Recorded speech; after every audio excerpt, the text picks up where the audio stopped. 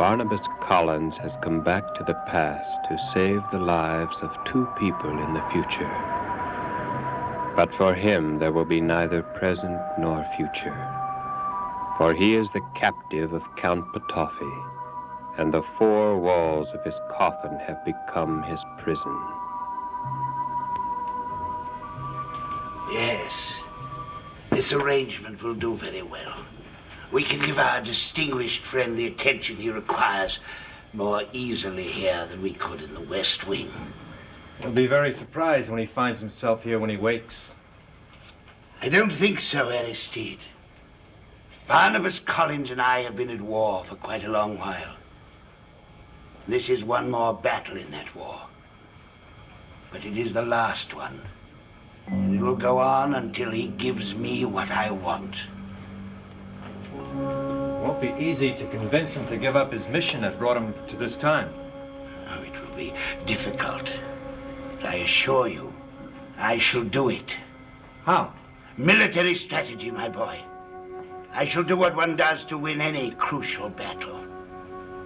Increase the pressure. Intensify the enemy's discomfort until he can bear it no longer. Until he has no choice but to surrender. How are you going to increase the pressures, Excellency? Thus far, only those whom Barnabas Collins cares for in this time have suffered. Now I shall attack from another side. Hit him from both directions, so to speak. Catch him in a pincers from which he cannot escape until he gives me what I want. Now I shall start working on those whom Barnabas Collins loves in his own time. But you can't see that time, Excellency. How are you going to know who those people are? Barnabas Collins mentioned one name. With that one name, with the knowledge of that one person, I can begin my attack. My attack that will make Barnabas Collins realize he must go back to his own time. And take me with him. Who is that person, Excellency? Why, David Collins, of course.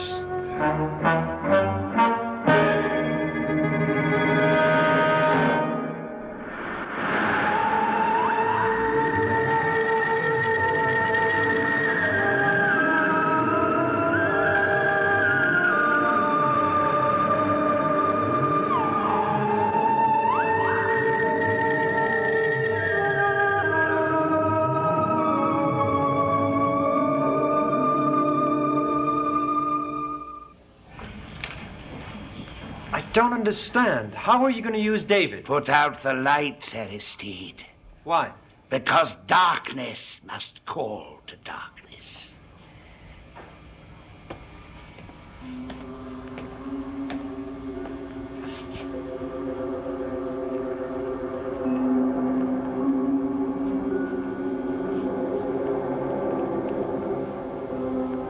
Jameson Collins. Your spirit is still under my control. I command it to enter into the darkness of the yet-to-be-born. Let it welcome the form, the feelings, and the knowledge of one who lives in a future time. I command it, no matter what the cost, no matter what the pain.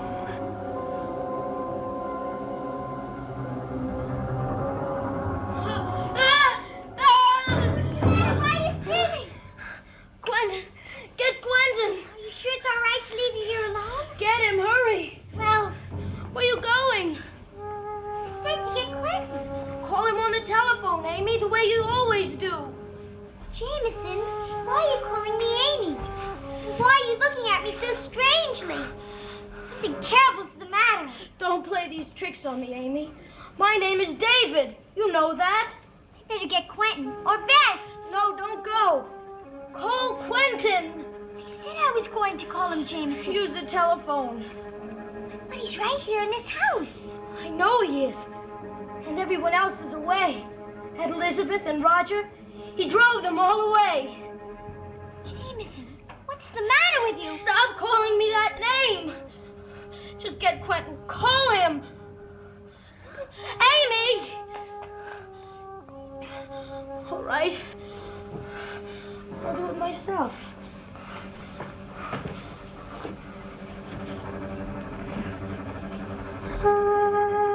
Quentin.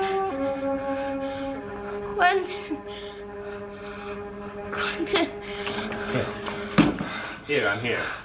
You've come for me, haven't you, Yes, Quentin? I've come to make sure you're all right. Now, come on. I think you better lie down. Why is Amy back in the house? Amy? Yes, he thinks my name is Amy and he thinks his is David. David? David Collins? I don't know. Why is Amy back in the house? Does that mean everyone else is here? And Elizabeth and Carolyn? Are they here, Quentin? Oh, I don't want that. Now, lie down. Everything's going to be all right.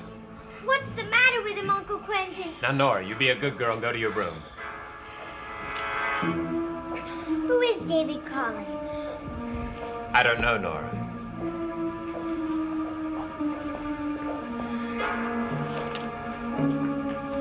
Jameson. David. David. David, do you know me? Yes. You're Quentin. David, how do you know me?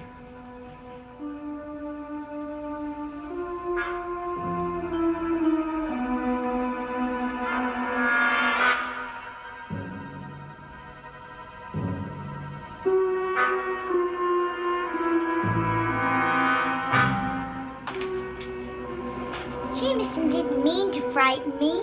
I know he didn't. It's just that, well, he's been sick. And when people are sick, they sometimes get mixed up. Who's there? Tim Shaw, Nora. Tim.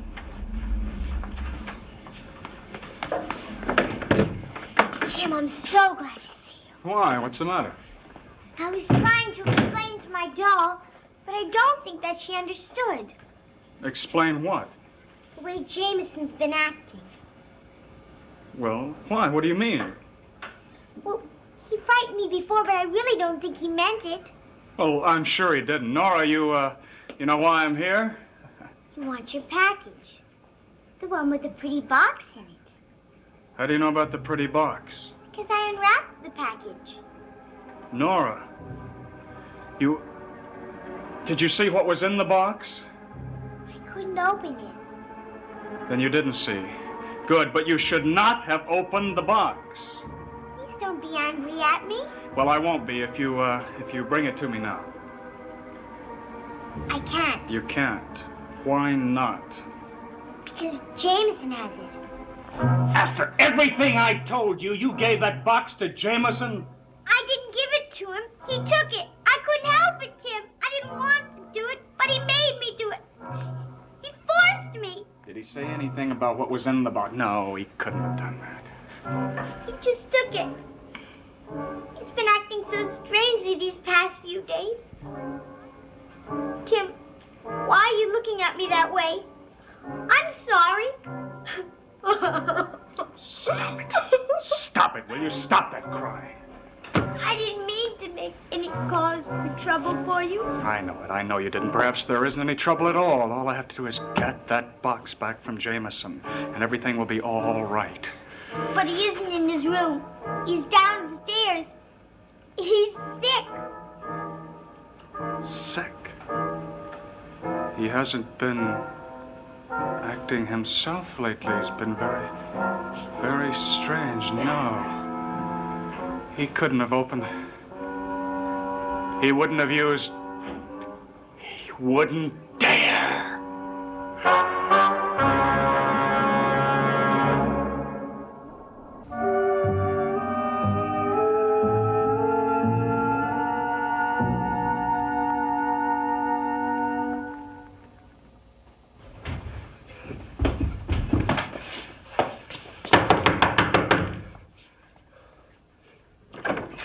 Is Jameson in there? Why? I must speak with him. You can't. He's sleeping. Wake him. He's not well. I say I must talk to the boy. Well, you're suddenly in the habit of giving orders, aren't you? Quentin, That's a startling change, isn't it? I just want to speak to that young whippersnapper. And I said you couldn't. Jameson doesn't have the hand. Did you know he had it? Did he give it to you? No. Who does have it? Quentin, who has that hand? You know, Tim, you're going to have to stop demanding things now that you don't have anything to back you up with. I intend to get that hand. Would you like to make a wager on that? You know, I could use some of that newfound fortune of yours. Or perhaps instead of money, the winner could have a evening with that very beautiful young lady I saw you with at the inn. What about her? That's what I'd like to know. What about her? Why has she come to Collinwood? You know, Tim, I don't know what you're up to, but I don't think I like it. Whatever I'm up to, Quentin, is none of your business. And I'll thank you to tell me if you know where the hand is. All right. I'll tell you where you can find it. You go to the abandoned mill at the end of North Road. Your friend Aristide is there. Oh, does he have the hand? No. But he can lead you right to the person who does have it.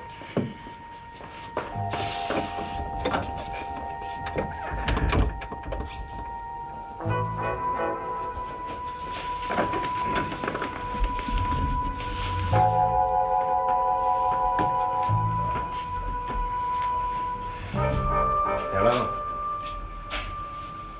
Was I sleeping long? Quite a long time. That's how I always thought it would go. How what would go?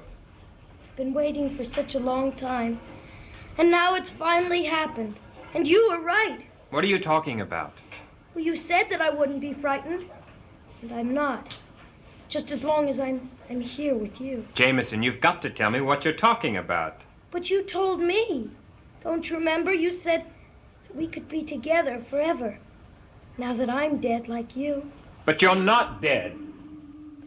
And neither am I. Now, Jameson, listen to me. Jameson. What's happening to him? Barnabas. Barnabas can help me. He's got to.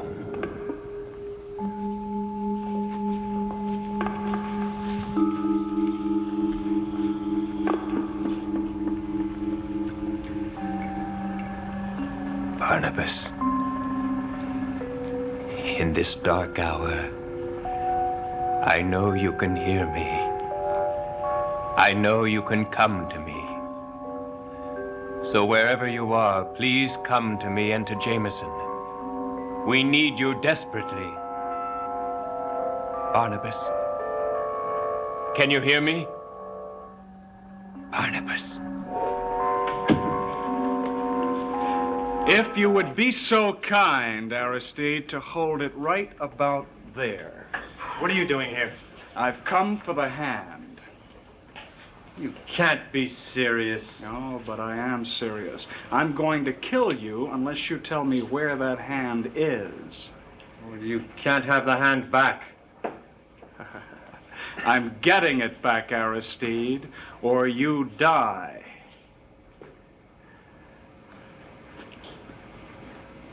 I should kill you just for the way you treated Amanda. Yes, indeed, you deserve to die. What do you get then? Aristide dead with no hand. Oh, you'll never get the hand. Won't I?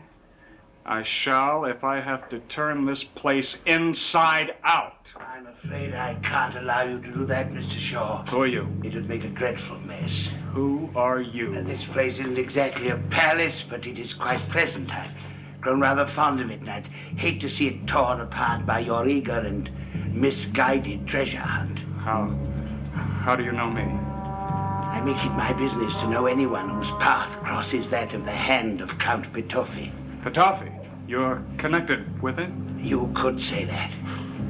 Well, just as well. There are enough bullets in this gun for you both. I suggest that either of you begin now to tell me where the hand is. No, Mr. Shaw, you're mistaken. There aren't enough bullets in your gun for me. A man who's lived for 150 years isn't easy to kill. 150 years. Yes, and I've spent 100 of them traveling from one end of the earth to the other, searching for just one thing. One thing, Mr. Shaw. And now I've found it.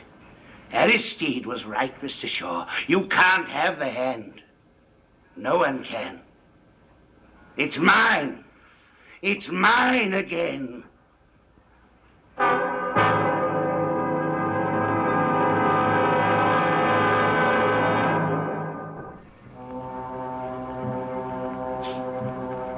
You can't be Count Petofi. Can't be. I am. It's impossible. Come now, my dear Mr. Shaw. Surely you've had the hand long enough to know some of the things it can do. Long enough so that expression of fear and surprise should be missing from your face.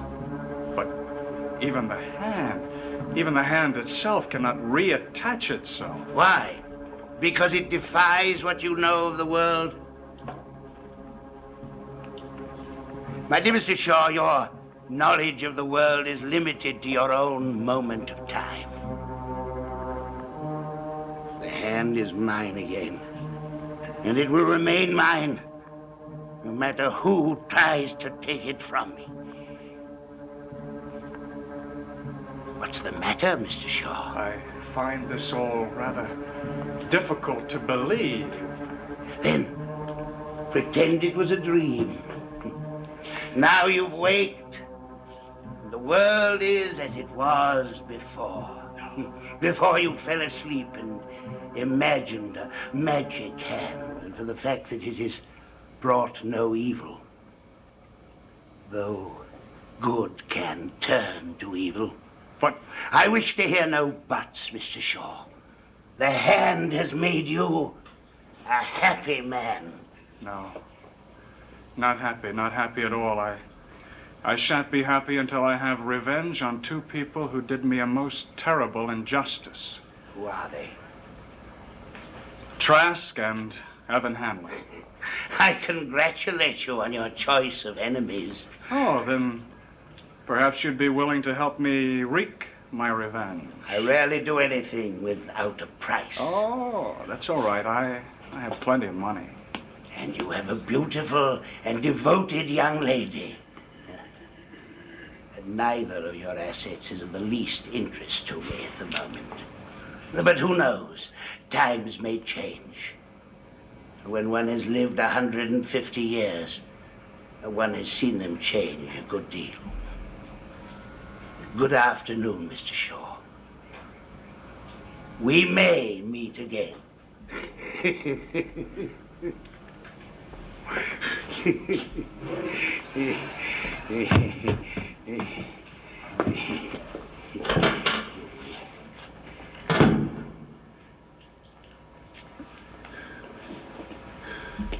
He just tried to kill me, and you let him walk out of here. Really, Aristide, you're being childish. Haven't you realized the thrill in danger, the excitement of a gun in your ribs, the knowledge that you're only a few seconds from extinction? My dear Aristide, I envy you the pleasure of almost dying.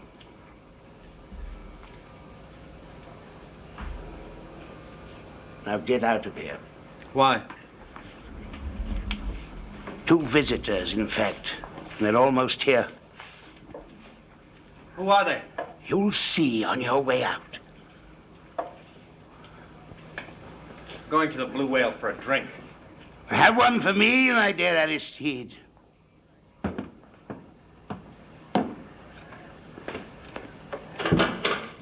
And if you happen to see a particularly beautiful young lady, tell her that the Count Petofi sends his compliments.